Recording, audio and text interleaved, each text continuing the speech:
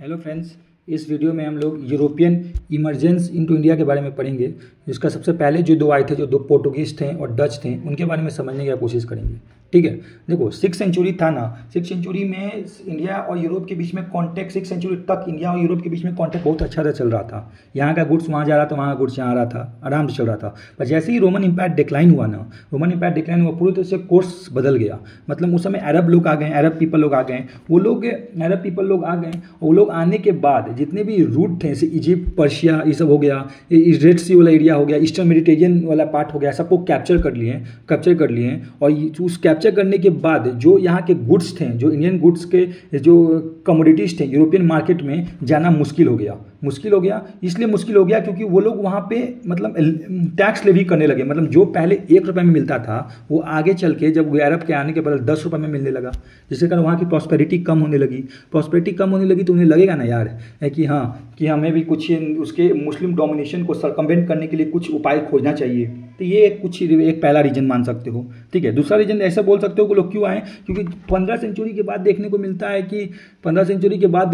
है कि यूरोप पूरी तरह से रेनेसेंस और इनलाइटन के फीलिंग से ग्रिप्ड है, एक्सप्लोरेशन की फीलिंग रखता है। साथ ही साथ में उन्होंने ग्रेट प्रोग्रेस किया है शिप बिल्डिंग में, नेविगेशन में। तो उनके अंदर फीलिंग आती है कि हमें भी एक unknown corners of the world को आइडेंटिफाई करनी चाहिए, जिसके कारण हम लोग मुस्लिम डोमिनेशन को भी सरकमवेंट कर पाएंगे और अपने क्रिश्चियन फेथ को भी सर्कुलेट मतलब पॉपुलराइज कर पाएंगे। ठीक है, साथ ही साथ में देखने को मिलता है कि इसी समय में डिफरेंट पार्ट्स ऑफ यूरोप में इकोनॉमिक डेवलपमेंट भी बड़ी तेजी से हो रही है।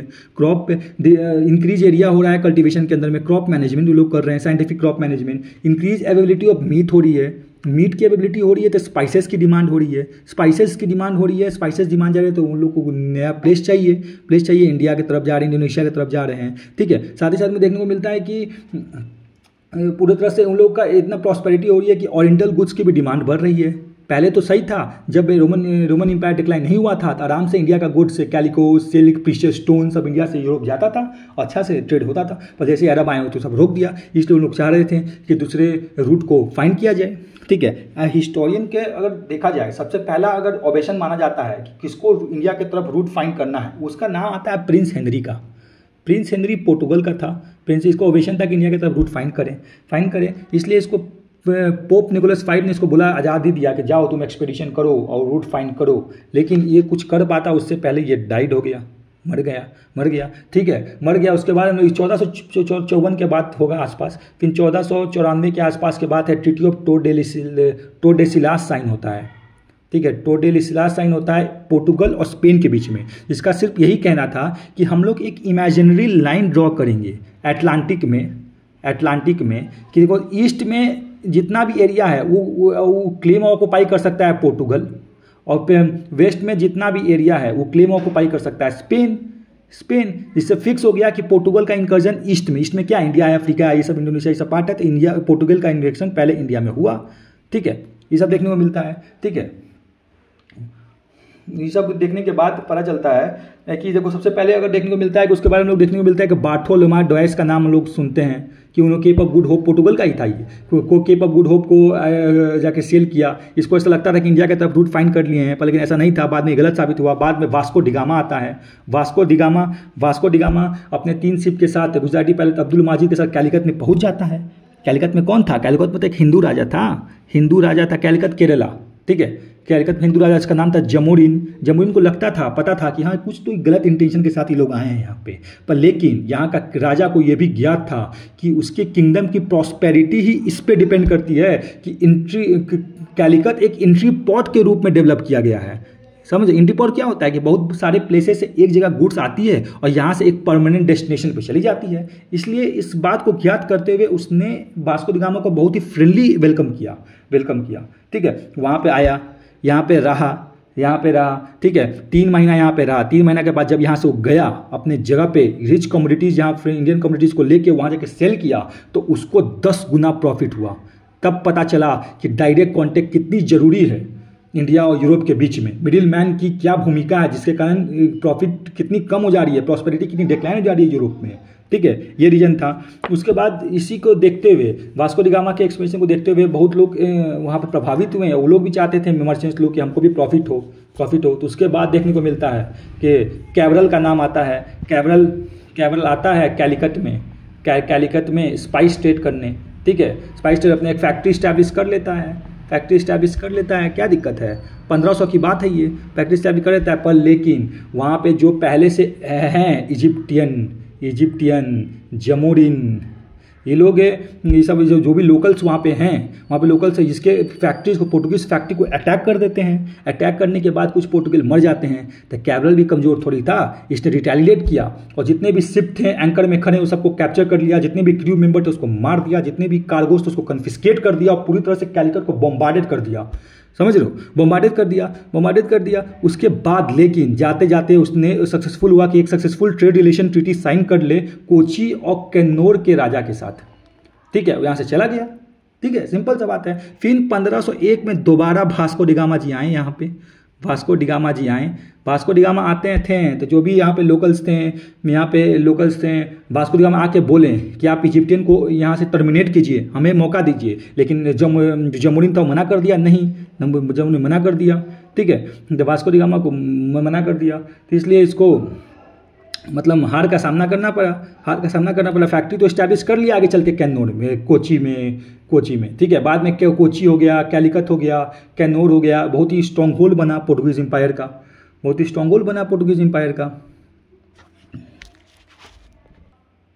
फिर देखने को मिलता है कि जो पोर्टुगल का राजा था, ठीक है, राजा महाराजा का समय था भाई, उस समय उसने फिर उसके बाद सोचा कि इतना कैलिकट, कैनोर, कोची सब में तो यार थोड़ा मोड़ा पावर हमारा बन गया है, तो उसको कंसोलिडेट करने के लिए उसने गवर्नर को अपॉइंट करना शुरू कर दिया। सबसे पहला गवर्नर आया फ्रांसिस्को डी अल्माइडा, ठीक है, अल्माइडा आया, ठीक है। फ्रांसिस्को डी अल्माइडा आ तो गया, लेकिन इसके आने के बाद इसके साथ इस जो भी था इजिप्टियन फोर्सेस थी और जमोरिन का फोर्सेस था, वो दोनों कंबाइन होके इसको डिफीट कर दिया, ठीक है, डिफीट कर दिया और इसके बेटे को मार दिया। कैब्रल भी जैसा ये भी था, इसने अगले साल रिटेलिएट किया और combine army of Egyptian forces को और जमोरिन के फोर्सेस को डिफीट कर दिया, ठीक है। बैटल ऑफ ड्यू शायद इसको कहते हैं, ठीक है। ये इसका मेन एम यही था कि पोर्टुगल को इंडियन ओशन का मास्टर बना सके, इसलिए इसके पॉलिसी को ही हम लोग कहते हैं ब्लू वाटर पॉलिसी, ठीक है। इसके बाद हमारा नाम आता है अल्फोंसो अल्बुकर्क्यू का। देखो अल्बुकर्क्यू ये आया तो करने का कोशिश किया, पर 3 साल के लिए लोग आते हैं। फिर अल्फोंसो जो अल्बुकर्क्यू आए, इसी को हम लोग कहते हैं रियल फाउंडर है पोर्टुगीज पावर ऑफ इंडिया में, ठीक है। ये जब से आया सबसे पहले तो इसने गोवा को बीजापुर सुल्तान से हायर कर लिया। गोवा को अपना बहुत इंपॉर्टेंट फोर्ट, पता ही है कि पोर्टुगीज का गोवा कितना इंपॉर्टेंट था। गोवा को पोर्टुगीज बीजापुर सुल्तान से इसने ले लिया, ठीक है। इसने जितने भी इंपॉर्टेंट स्ट्रैटेजिक पॉइंट्स थे इंडियन ओशन के, समझ रहे हो, जो भी मतलब एंट्री पॉइंट होते हैं, उसको इसने कैप्चर कर लिया, वहाँ पे बेस बना लिया। बेस बनाने के बाद क्या किया, इसने परमिट सिस्टम को इंट्रोड्यूस किया।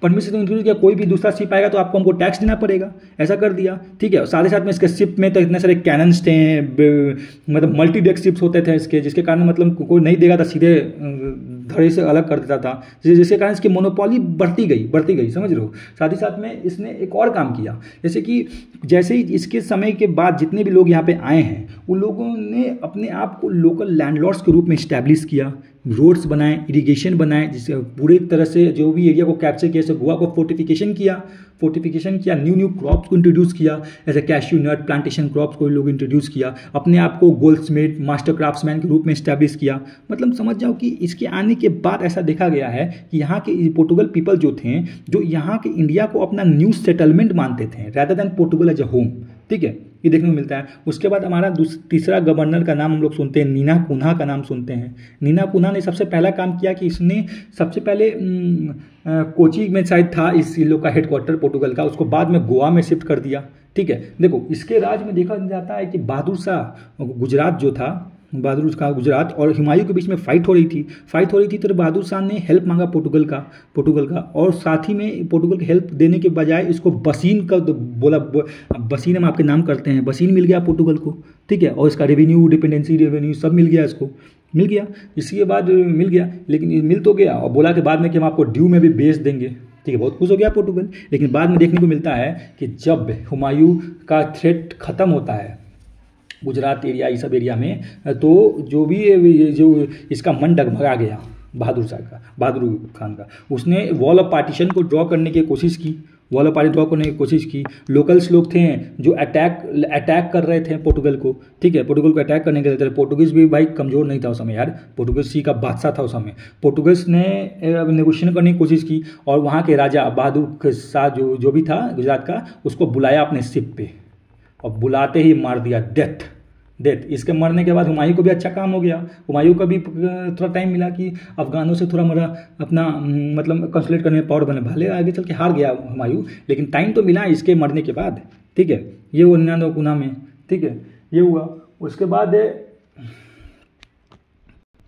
देखो जो भी पोर्टुगीज थे उन्होंने अपने आप को डेवलप तो किया, बहुत ही अच्छा, ऑर्गेनाइजेशनल स्किल इनकी बहुत ही अच्छी थी भाई, ठीक है, बहुत अच्छी थी। मतलब वो लोग ने अच्छा तरह से रॉयल आर्सनल डेवलप किया, डॉकयार्ड डेवलप किया, अच्छे मतलब रेगुलर पायलट्स को अपॉइंट किया। लेकिन साथ ही साथ में इनकी बहुत ही वीकनेस भी थी। देखो वीकनेस गिनाओगे ना, जिससे पता चल जाएगा आपको कि क्यों इनकी पोजीशन इंडिया में डच के, इंग्लिश के आने के बाद डगमगा गई और ये बाद में आगे चल के सिर्फ इंडिविजुअल कैपेसिटी में ट्रेड करने लगे और पायरेट्स बन गए, ठीक है। देखो सबसे पहले कि ये लोग तो यहाँ पे आए, लेकिन आने के बाद इन लोग की सबसे रीज़न ये थे कि ये लोग रिलीजियस परसिक्यूशन बहुत ही करते थे, समझ रहे हो, रिलीजियस परसिक्यूशन बहुत करते थे और कन्वर्जन में मानते थे, क्रिश्चियन फेथ को फॉलो करने के मतलब कन्वर्ट करवाने में। लोकल्स इनसे बहुत ही गुस्सा हो जाते थे, जिससे मतलब मुगल कोर्ट के साथ ही साथ में भाई देखने को मिलता है कि लोकल्स भी दिक्कत में आ जाते हैं। ये लोग यार पायरेट्स की भूमिका में बहुत ज़्यादा रहते थे, मतलब थोड़ा लुटेरी यही सब काम में लोग रहते थे, ठीक है। तीसरा देखने को मिले लोग बहुत ही डिसऑनेस्ट ट्रेड प्रैक्टिस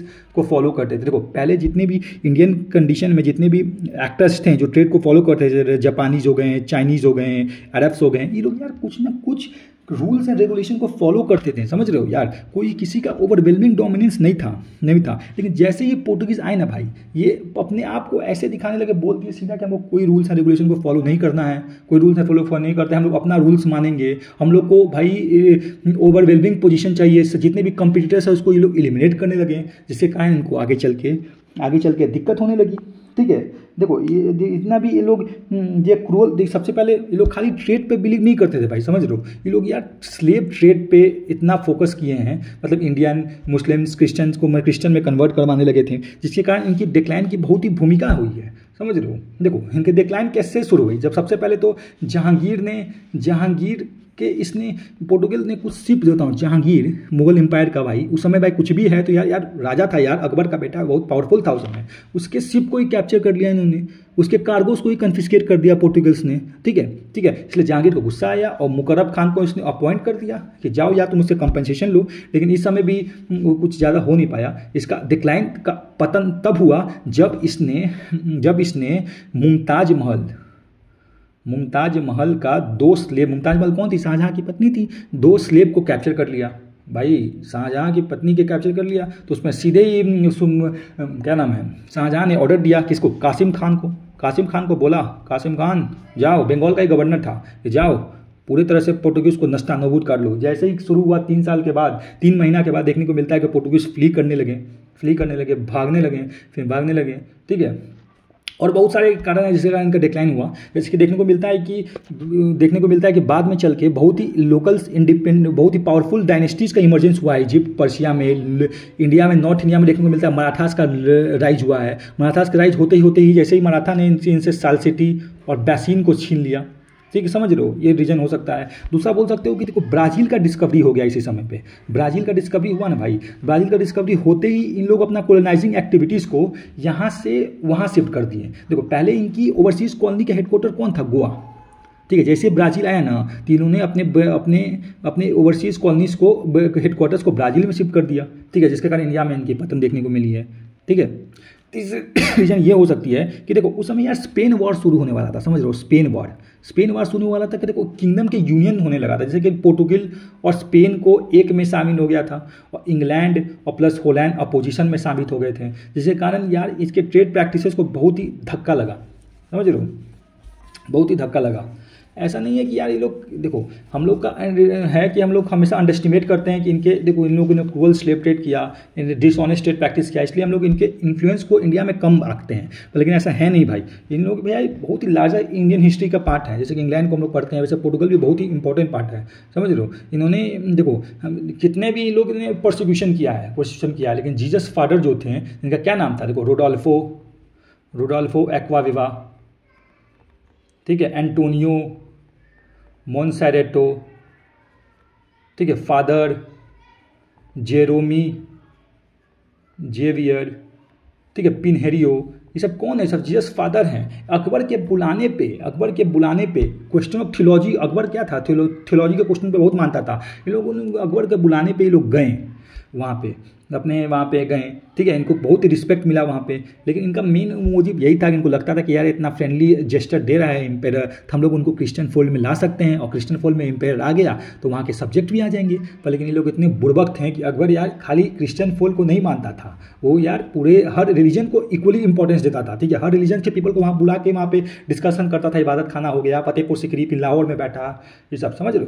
लेकिन ये लोग बुड़बक थे, ये लोग समझ नहीं पाए, बाद में चल के किंग रूलर के ही संपत्ति पे हाथ डालने लगे, जिससे कारण इनकी पतन देखने को मिली है, ठीक है। इनकी अच्छी काम भी यही है कि इन लोगों ने बहुत ही देखो खराब बात तो बता दिए, लेकिन अच्छा बात भी ये है कि इन्होंने यार देखने को मिलता है कि ये लोग ने खाली यूरोपियन इरा को इंडिया में इस्टेब्लिश नहीं किया है, बल्कि यूरोपियन इरा को बातें नेवल पावर को इस्टेब्लिश किया है, समझ लो। देखो नेवल पावर इंडिया में पहले भी था, चोला पावर बहुत ही नेवल पावर नहीं था, बे ऑफ बंगाल को ही चोला लेक कहते थे पहले, ठीक है, लेकिन उसके बाद पहला बार ऐसा हुआ है कि किसी बाहरी कंट्री कोई आया है सी के रूप में, इसलिए ये इंपॉर्टेंट होता है। इनके शिप्स, इनकी ऑर्गेनाइजेशनल कैपेबिलिटीज भी बहुत ही जोर थे, इन्होंने बहुत ही मल्टी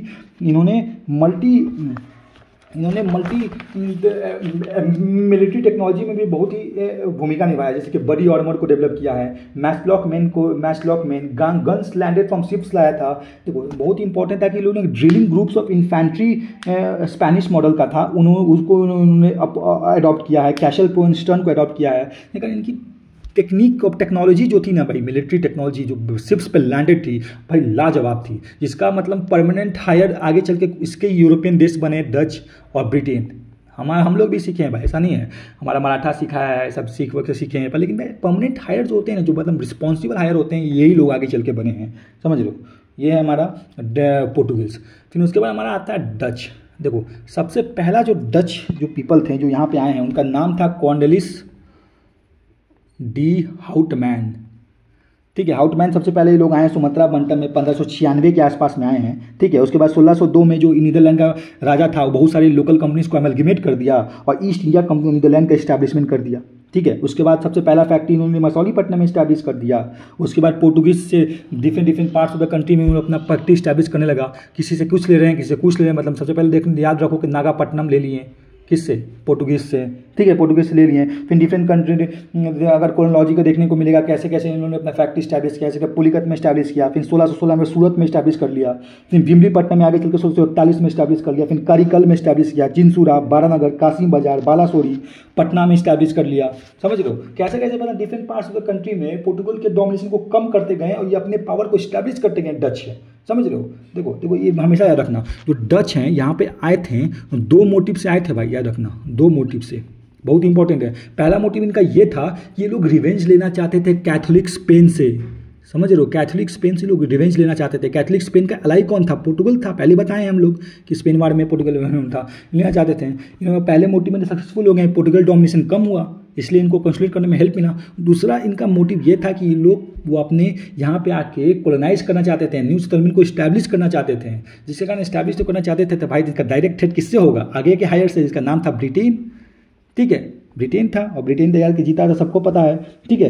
ये लोग यार अलग अलग जगह से अलग अलग सामान लेने लगे थे, जैसे कि इन्होंने सैलपेट्री बिहार से उठाया, ओपियम एंड राइस इन्होंने गंगा वैली से उठाना शुरू कर दिया, इन्होंने इंडिगो यमुना वैली और सेंट्रल इंडिया से उठाना शुरू कर दिया, इन्होंने टेक्सटाइल से सिल्क फ्रॉम बंगाल, गुजरात और कोरोमंडल कोस्ट से इन्होंने उठाना शुरू कर दिया, समझ रहे हो, ठीक है। देखो इन लोगों का पावर तो बढ़ रहा था, तो नुकसान देखो जो पोर्टुगीज था उसका पावर तो घट गया है। तब आगे का पावर, आगे जो है, पोर्टुगीज को चैलेंज डच ने दिया था, डच को चैलेंज कौन देगा, आगे चलकर ब्रिटेन ने दे रहा है। तो इन लोगों का इनिमिटी, जो डच और ब्रिटेन के बीच में जो इनिमिटी हुआ था ना, वो कहाँ पे देखने को मिलता है ना, जहाँ पे क्लाइमैक्स बताया जाता है, जहाँ पे पूरी तरह से इंटेंसीफाई कर दिया, ब्लडी वॉरफेयर में बदल दिया, वो अम्बोयना का जगह है।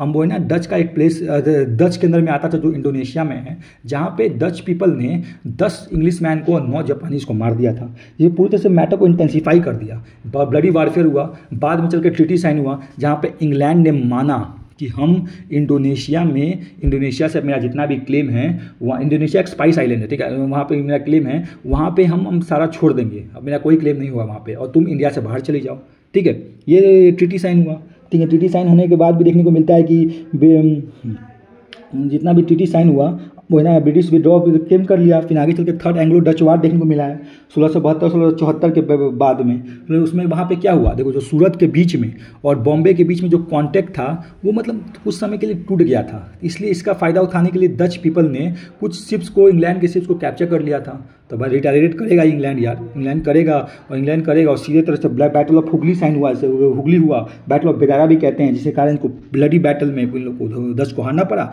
और डच भी एलिमिनेट हो गया। समझ लो, पहले कौन एलिमिनेट हुआ, पोर्टुगीज को एलिमिनेट किया डच ने आके, डच को एलिमिनेट किया इंग्लैंड ने आके, ठीक है। ऐसे सिलसिला आगे बढ़ता गया। अब आगे चल के हम लोग बात करेंगे किसका, इंग्लैंड की कुछ बात करेंगे, फिर डेन्स में तो कुछ है नहीं, लेकिन आगे चल के फिर फ्रेंच की बात करेंगे, ठीक है। Thank you.